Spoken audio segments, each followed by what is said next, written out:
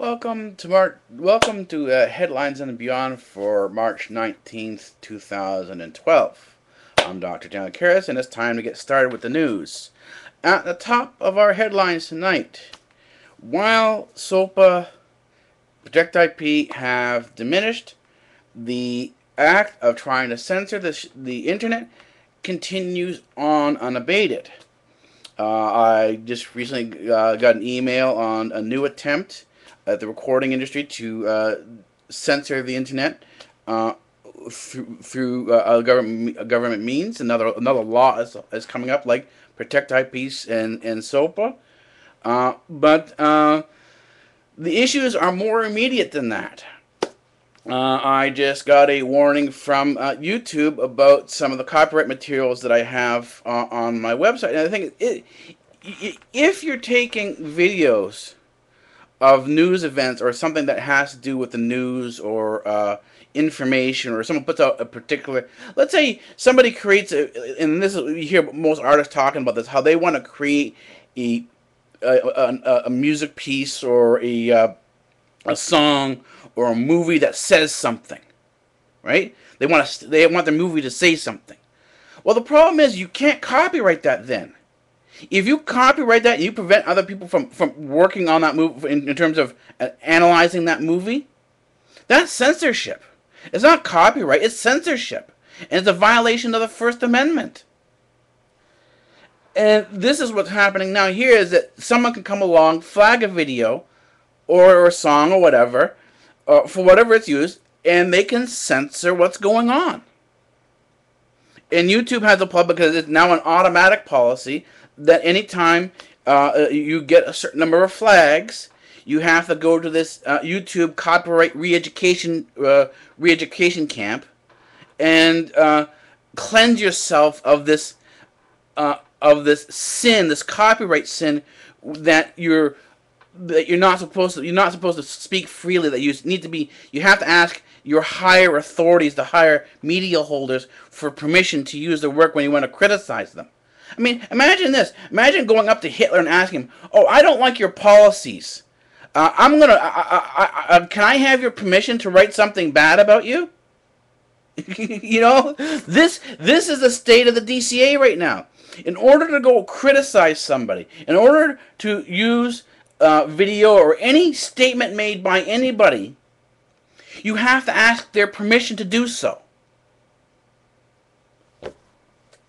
Is this free speech? Read the First Amendment. The First Amendment says this specifically, and I'm going to have a link in the down below bar to the First Amendment, so you can go take a look at this. And it says, "Congress shall make no law respecting the establishment of religion, or prohibiting the free exercise thereof, or abridging the freedom of speech, or of the press, or of the right of the people to peaceably assemble, or to petition the government for redress of grievances." So let's isolate this particularly to our issue here, free speech. What does this say? It says, and we shorten this down, it says, "Congress shall make no law abridging the freedom of speech or of the press." Well, what does the DCA do? It says you can't say this, you can't record this, you can't have this, you have to ask permission for this before you use anything. And the thing is, they always want money for it, so, you know, unless you have X amount of dollars, you can't get that permission. I mean, that's censorship. And the thing is, a direct violation of the Constitution. It's a direct violation of the First Amendment. And yet YouTube, and not only just YouTube, but many other websites support this. We even hear it on CNN. Regularly on CNN. How many times have people been fired for what they've said on the air? Yeah, you may not like what they say, but yeah, you may not like the person may have said was horrible. But you know what? Free speech protects that. This is what free speech is all about.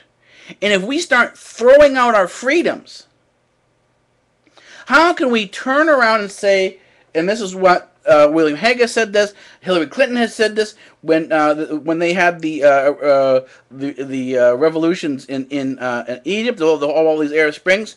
Oh, turn on your internet, stop censoring. We were appalled as Americans to see other people who didn't have the same freedom. And we have the CIA actively working to open up, communication airwaves and free press in these countries that have Orwellian laws, like even in China, and other places where there are dictators. And at the same time, we're here now trying to pass the same Orwellian laws. We've already got the DCA, which is Orwellian, but we're trying to strengthen the Orwellian parts of it, and so that everything we say is now monitored. And if it is not appropriate, if someone feels that what you say is not appropriate, action can be taken against you. It's a hate crime, it's a this crime or that, and we saw it. I feel bad that kid committed suicide after he was filmed having sex. But you know what? We shouldn't be using hate crime to convict. This whole thing, this conviction against this guy, is so anti-American. And I say anti-American, if you do not practice the First Amendment, you are a traitor to the United States and to the American ideals. You are not American. Let's just put it straight out like this. And what I mean is that you may not like what somebody else says. You may think what the other person says is appalling. You may think the other person's views are horrible. But as an American, it is our characteristic. It is our Americanism that says, regardless of what you say, you have a right to say it. You have a right to freedom of conscience. You have a right to the freedom of thought. You have, to a certain degree, a right to express this freedom, the freedom of speech, the freedom of thought, all these different things. You have these rights, and the only time the rights stop is when you are going to physically harm somebody else. And that means you can't beat people up, you can't kill them, you can't murder them, you can't rape them. This is where our rights as American end. And then beyond this, the government has no right to come in and say you can't do this.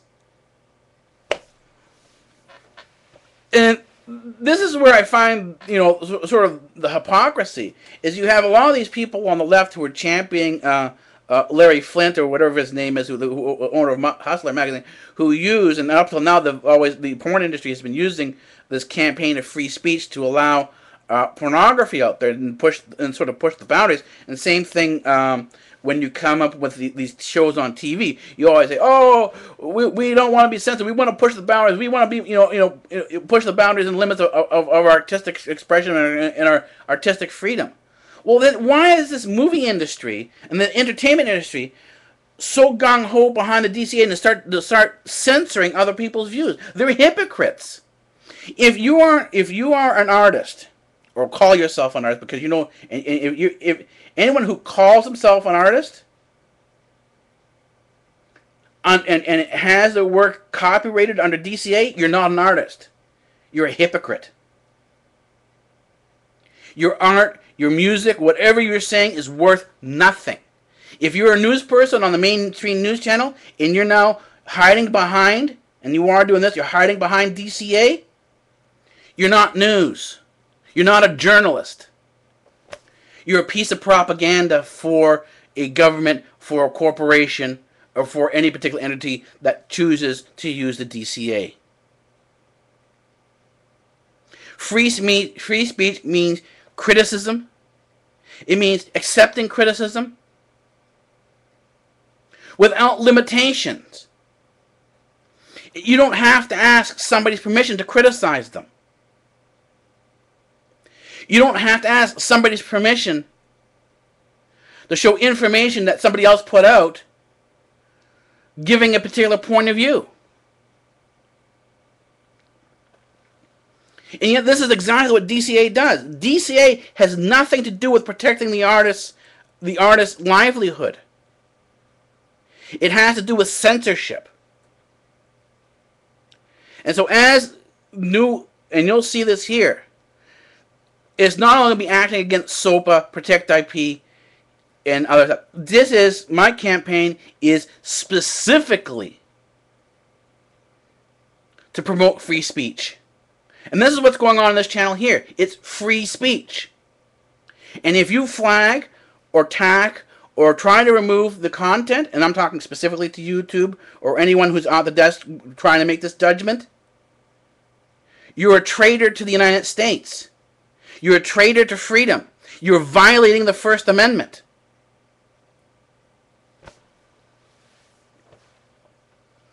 If you are like me and want your freedoms, there's a little link in the down below bar.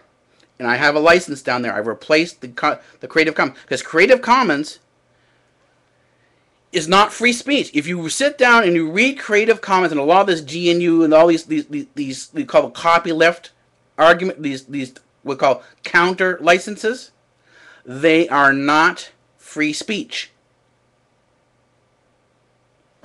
What I have as my license, and I replaced this license, and I had to do it in test because I don't have YouTube hasn't added this option yet, and I don't think they ever will, to add the option in free speech. I have there on the bottom of all my videos and on every post I have now, at the bottom of the description. So open up the description down to more, and you'll see it says license. It says free speech rules here. This is my standard. On all my YouTube channels, on anything I put out, anything I produce, free speech is the rule. Free speech is the standard. You can say whatever you like. You can say whatever you want. It doesn't matter whether you like me, dislike me, or whatever. If you want to say you want to kill me, fine, say it. And I'll protect your right to do so. I'm not going to protect your right to actually come and kill me, but I will protect your right to say it. If you support free speech, then it doesn't matter what the person says. You defend the person's right to say it anyways, even if you don't like it, even if you hate it, even if you find them what they did, what they said about this in terms of their action, it was covered by free speech, to be deplorable. It's their right. This is the right of freedom. And as soon as you start abridging this right to freedom, it is a short step before people will come in and say, I don't like what you're saying, let's take away your freedom. We are now, because of DCA, no longer the United States of America. This is the USSA, the United Socialist States of America. It doesn't matter whether you're a Republican on the right, you're a neo-Nazi who supports a socialist, nationalist socialist state. That's what Nazi is, a national socialist. Still socialist. Still supporting an Orwellian-style society, Orwellian-style laws where you have restrictions on your rights and freedoms, or whether you're a communist on the left. Both are socialists. Both end up with dictatorships. Both end up with loss of freedom. Both end up with death camps. Both end up with re-education camps. Like we have here on YouTube with the copyright re-education camp. Let's call it what it is. It's a re-education camp. They give you X amount of strikes for your copyright sins. And after this, in order to get your account back and have your files restored, assumedly, if they haven't deleted them, you have to go to this copyright re-education camp. They've learned very well from the Soviets and the Nazis how to do this. And YouTube, you should be ashamed of yourself for this. Anyways, we will continue on because this has a lot to do with what's going on in the world. This is part of geopolitics. All over the world, we have soldiers who are dying and fighting for our rights and freedoms. Don't we care about this? I mean, how stupid, people who, let me put this in context. People who flag and restrict people's right to say what they want to say a lot about what they think about the soldiers who are out there fighting for our freedoms. It doesn't matter what they say. Oh, this is not against the soldiers. Look what they do. If you are flagging, if you are the people behind controlling what happens after a copyright infringement claim has been made, if you're a lawyer continuing on like this in sort of supporting the DCA, what do you think? What do you think your actions say to a soldier who's out there dying for the ideal of the American flag, for the ideals of rights and freedoms? What do you think what you're doing says to them about how you feel about them? Consider this, and then now consider the word traitor. Add that to your name. I mean, this is something, as I said, we had at the beginning of the Arab uprising, of the Arab Spring. William Hague, Secretary Clinton, all out there, even Obama saying and supporting open internet, free internet, freedom of expression. And yet we see Protect IP, SOPA, we see the DCA, we see the flag. They're kids who are fans of these corporate audio products, who don't know the corporate audio products, who love Selena Gomez, who love Hannah Montana. As soon as they post a video that they created using that music, they get it ripped out and taken down. How does that kid feel? Anyways, this is your doing. I'm going to be taking a risk from now on. Those of you who are watching INN, my channel might disappear because I've said nasty stuff against YouTube, against censorship, and I am going to be taking a risk trying to put more and more information up on here. As this information gets flagged, there is a strong risk that either it will be removed or the entire channel will be removed. So if I disappear from the internet, you'll know why. And you can thank YouTube and the YouTube traders who are there for doing this. I hope, YouTube, that from what you've done so far, that you have a change of heart and a change of mind. For those of you who want free speech, go to my down below bar. Go down to the bottom. See where it says license. Copy that and paste it into every video every description of the video, any video that you upload. Paste it in there. It's yours, free to take. You don't have to give me any credit for it. Fight for free speech, and here's how to do it. But I'm talking to let's say this YouTuber Alex Jones, who has a news channel up there, and I'll be contacting him later on.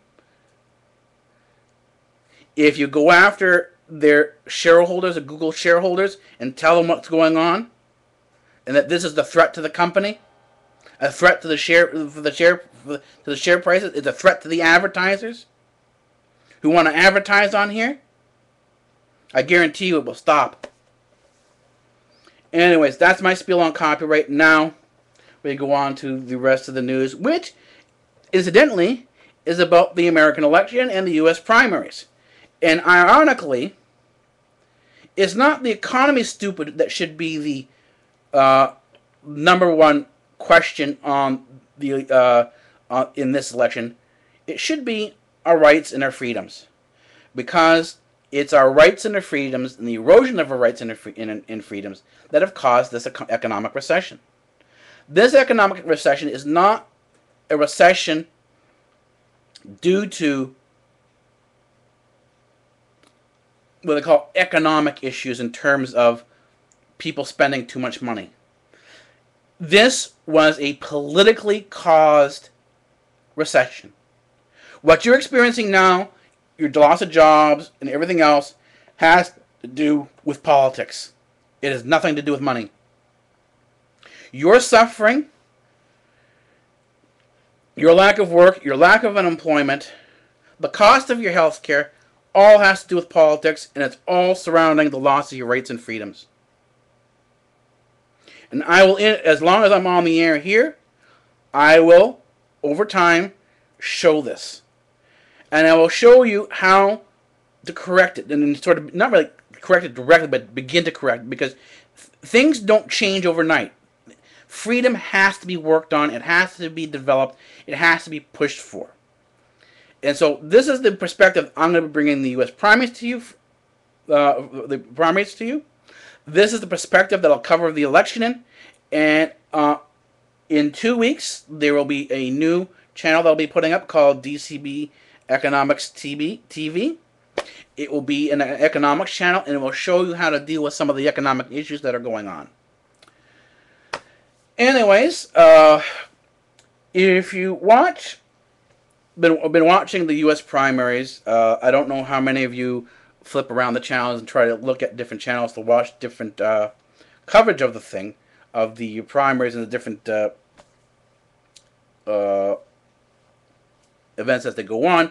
But if you do, or let's say with one channel, you know how everybody talks about and they bring on these so-called experts. The problem is that every channel out there, Fox or whatever it is, including CNN, all have their biases. There isn't a channel out there that doesn't have a bias. The bias can be from a corporate side, when you have a corporation who has beholdings particular to a particular party, or they have their upper management who have particular pressures being put on them by various different political affiliations that they have. These things can affect how a seemingly independent channel can be swayed or skewed. This includes many of the Canadian channels and a lot of, if you go into the they're called the European sphere of the European democracy, which is different than the American. European democracy is not a real democracy. European democracy, which is more socialist, is functionally an elected monarchy. It's not a real democracy. Canada doesn't have a real democracy. England, most of the socialist countries in Europe don't have a truly democratic government the way the United States does. They have what they call an elected monarchy, where the government assumes the role and the powers of the monarch. And then we elect the people who are going into the government. But as soon as they're elected, they assume the powers of the crown. And this is why in the Canadian court, the prosecutor isn't called the prosecutor is called the crown. Companies owned by the government, and this can happen in Canada and a lot of other European-style governments. These are known as crown corporations, corporations that are owned by the crown. Everything is the privilege and rights and everything else are all passed back to the crown. They're not individually owned. The positions in these companies are political patronage. In other words, they put in a lot of their friends and people to whom they owe political favors to. If they have an MP in one particular riding that they want to get rid of, they want to put somebody else in there who may be a better political fit, rather than kicking and throwing the person out, they'll give them this cushy little job. They'll create a position for them in the company. They'll give them a six-figure salary, and everything is all hunky-dory with the world. As I said, democracy really isn't their thing. It's more about power and politics than anything else. So this is something that the United States has been struggling with. It's been going back and forth between Obama, who is more looking at the Canadian model, things along with the Democrats. They want to see a Canadian-style socialism brought into the United States, but they don't simply seem to realize that the reason why Canada has a Canadian-style socialism is because the United States. If the United States didn't exist as the way it did as an individualist democracy, a proper democracy, then Canada wouldn't have the democracy that it does have. And this really doesn't seem to be understood, giving them and Obama the credit that they don't understand that this is not an attempt to push the United States into a socialist dictatorship or a socialist utopia. as a number of the people on the right, if you watch any of the Fox News and some of their other progenitors that have come out from them, if you watch their news channels, they're all talking about the FEMA camps, the re-education camps. They're talking about Obama moving us towards a fascist state at a quicker pace than we've ever moved at before. But the thing is if you look carefully at a lot of what's going on, you really sort of pick up the hood, and this is what we're doing here, what you'll see is that it's not only the Democrats that are doing this, it's the Republicans as well.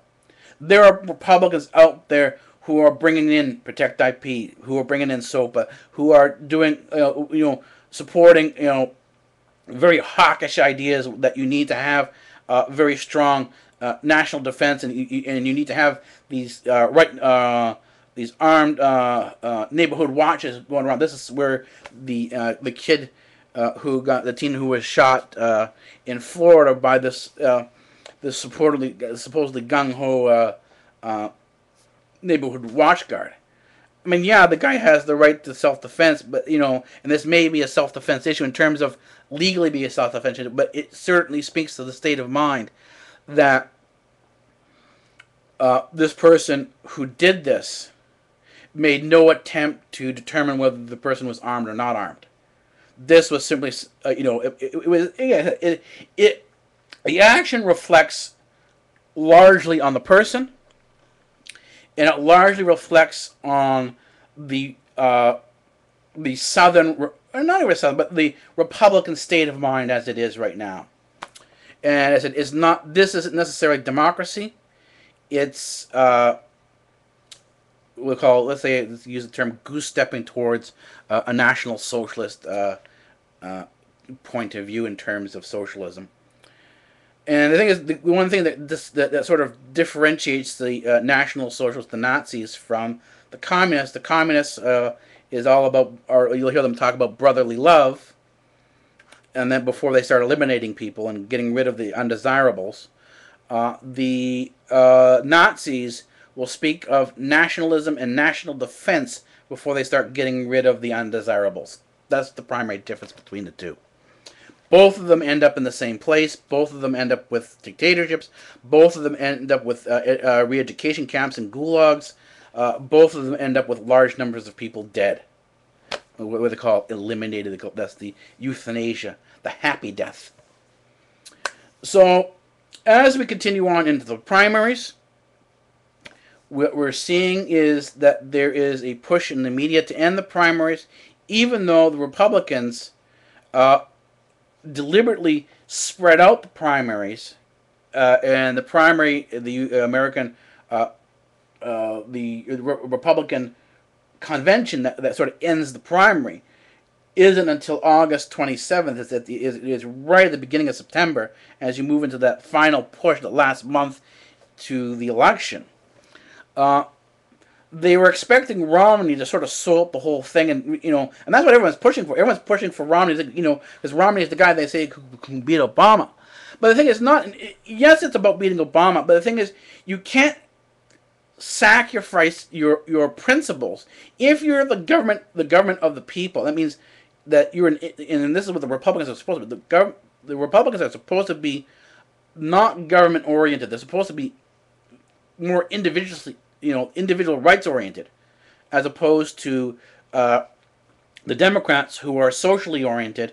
And when they talk about social justice, they're talking about the benefits of society at large.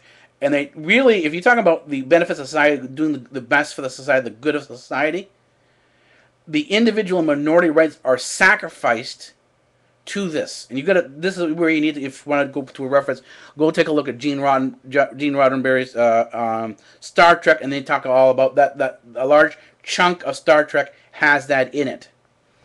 So now the fight is on between Romney, Santorum, Gingrich, and Ron Paul. And every side of them, if you go out to their different sites, and they're all complaining, except for Romney, about their treatment in the press. And there's also a fight now with Rush Limbaugh, because Rush Limbaugh apparently said something on the air that he shouldn't have. In the USSR, he is he has misspoken, and so in the USSA, he's going to be punished apparently. Although the political darling of the left, Bill Maher, who has said certain things, and other of these so-called comedians who are basically puppets of the regime, like Jon Stewart and so on and so forth, they can say whatever they like, and there's no particular issue behind it. And again, it really depends on who's in power. If Republicans are in power, then the left gets trounced. If the Democrats are in power, then the right gets trounced. And you have all these so-called media centers who are supposedly watching for this fairness, but neither of them, so they're not actually watching for fairness. They're actually a political pack, they're a political group trying to push either one side or the other. And this is sort of where I sort of might be getting involved in that little tussle there, because if they don't like what I say, they have a whole group of people go out and flag and say, this guy is offensive here, take him off the air. And if I offend the other group, they'll do the exact same thing. As I said, no longer the United States of America. This is the USSA, the United Socialist States of America, either going to the left or going to the right.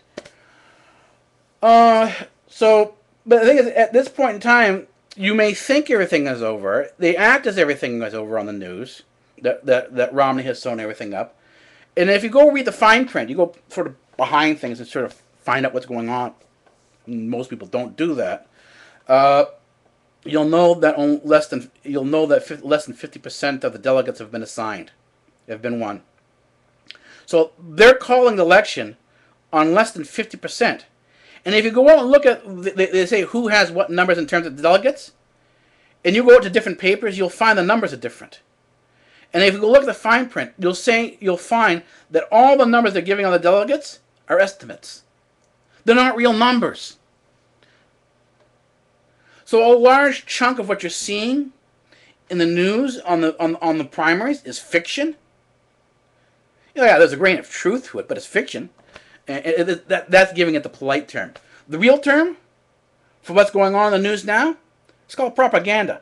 Propaganda is always a political push, a political PR that has some truth to it. So you take a bit of truth and then you start skewing it. That's what propaganda is. What you're seeing on CNN, what you're seeing on Fox, what you're seeing in all these different these different programs, is you're seeing propaganda. You're seeing political spin. And that's what political spin is. Political spin is propaganda. And it's the oldest game in the book. So, where do we go from here? We're, now that we're having our tussles, we're seeing how nasty things can get, even between candidates of the same party. They're remarking how nasty things are getting between Santorum and Romney and Gingrich and the whole field. They're kind of leaving Ron Paul completely out of it. Ron Paul has had almost no coverage whatsoever, even though when you go on YouTube and try to find his stuff, you'll see there's a lot of stuff that you can use, but you don't dare put it on, sort of spread it around, because these clips that are pulled off of like Fox or whatever have a short lifespan, because every once in a while someone comes along, that shouldn't be there, they flag it, they remove it because of the DCA. There's a DCA is used to censor and remove a lot of material, politically sensitive material from YouTube and other places like that. So if you want to get rid of something that's really politically sensitive, use YouTube. that's the way to do it. So this leads us into sort of today's headline, sort of over the weekends, is the shooting incident in France, in Toulouse, at the Jewish school there. And on the scene, what you see immediately is you see a big political uproar, where even the president, Nicolas Sarkozy, stops campaigning and institutes a day of mourning. Yet, for anyone else who's been killed around France, and there are other incidents or around Europe, you've never seen this type of attention paid. It's simply paid to what they call particular minorities. There is the hate crimes bill, and what they call the term hate crimes. Hate crimes is a bizarre European thing, and I'm not European, so this really doesn't apply to me. And this is where my beef is that the Europeans have this idea that there are minorities out there but only certain visible minorities deserve protection. Everybody else, in terms of minorities, forget them. They can get shot and killed, and you won't even notice. There's not even a mention of them, right? Kill Palestinians is like getting rid of rats, right? Kill an Israeli is on front page.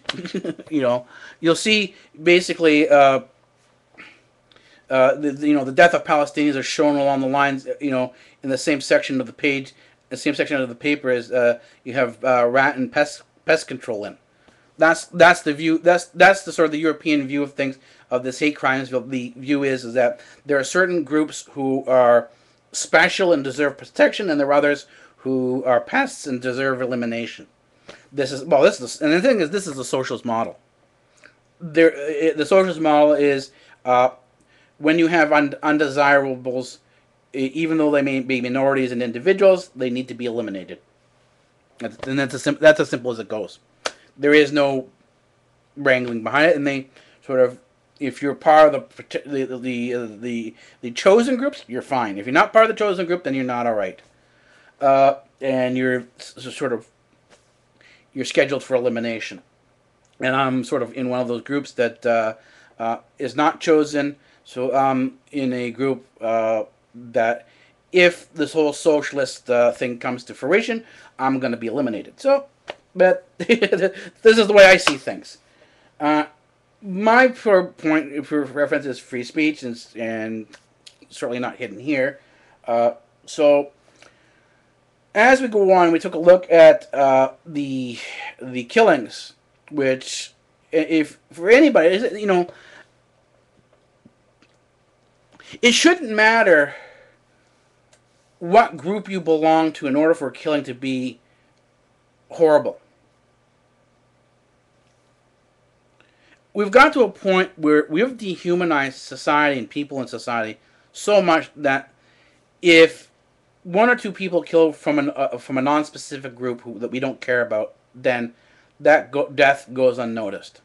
This occurs in the United States. You got kids and the Black Americans do point this out, and the Black Americans, because they're no longer Africans. They were born in the United States, and the only reason why there's a differentiation is because they're black. Right? Talk to any kid in the ghetto.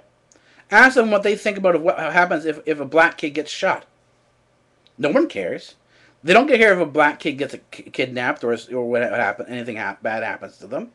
It's not on the news. It's the ones that are on the news are the cute white kids that are on the news all the time.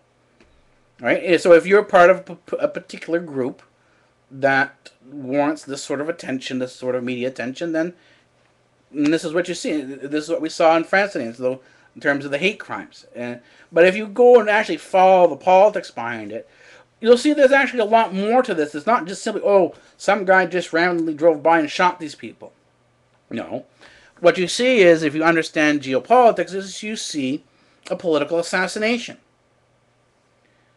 And let's assume at this point in time that this assassination covers a covert war, and in the covert war that you have two types of people involved in covert operations. You have the direct assets who know what's going on, and then you have blind assets who really don't know what's going on. They simply going about the day the way they normally go about their day, but their views and opinions and the way they behave becomes an asset to a particular covert group. And if this is the case, then you, as a blind asset, and if you're important enough blind asset or visible enough blind asset, you can become a target of assassination by the opposing covert group. So it's no secret that Iran and Israel has been at this sort of covert assassination game for a long period of time. We've seen the Mossad assassination in Dubai. We've seen the Mossad assassinations in Iran. We've seen the Assad assassinations, even admittedly by the EU, and this is from an Israeli source, in Gaza. I mean, this is from. I'm going to give you a quote now from an Israeli source, from an Israeli paper. They're given the title. They're talking about Benjamin Netanyahu as the Greek baby, Bibi, and here we have this is the quote here, right? Bibi's speech sounds like it was a real stem winder among new crackpot theories he's developing. the Gaza fighting wasn't Israel's fault, even though the IDF initiated it by assassinating a popular resistance committee leader who was allegedly planning a terror attack. In other words, the leader hadn't been actually, nothing had been done. They were simply they were assuming he was going to plan to do this. No, the whole Gaza mess was Iran's fault. Right? This is from an Israeli source. This is from an Israeli paper. This is not from any other, so this is, as I said, there, and the reason why I'm trying to point, I want to use in the Middle Eastern situation here, I want to really use an Israeli source, because I want to show that not all Israelis and Jews think the same way. That you can't really, and I think I really want, what happens, you have something done by a particular Jew who says he's doing this work for all of Jewry, and that this is God's work, and blah, blah, blah, blah, whatever they say. And other groups will go on the opposite, about, oh, there it is, the Jews taking over the world again. We got to get rid of all the Jews. Well, no, because not all Jews think that way. And the thing is, not all Israelis are Jews. Jews refer to a specific religion. And if you're not religious, then you're not a Jew. You're an Israeli. You're Hebrew. But you're not a Jew, because Jew refers to specifically that religion, reserved for anyone who is who belongs to that Judaic group. The Judaic. If you're Judaic, even if you're here's one for the Nazis and any neo-Nazi out there. The KKK. Did you know that Christianity was a Jewish religion? And that if you're a Christian, then you're a Jew? Hey, Christ was a Jew. What are you going to do now? Shoot yourself? Oh, no, I'm a Jew. Anyway, so you can't simply go out and do what the media does and give out these broad definitions and expect to be, that these things are going to resolve. These issues are going to be resolved. These issues aren't resolved because people aren't seeing, when you're watching the news, even when watching the French news, who consider themselves to be really free and open and stuff like that. They see themselves as a free and open site, but they're not. Their news is just as biased because the news, all their media is paid for by the government, just the way the Canadian media. Most of the Canadian media takes government grants, government subsidies, and its bread and butter is spread by the government. So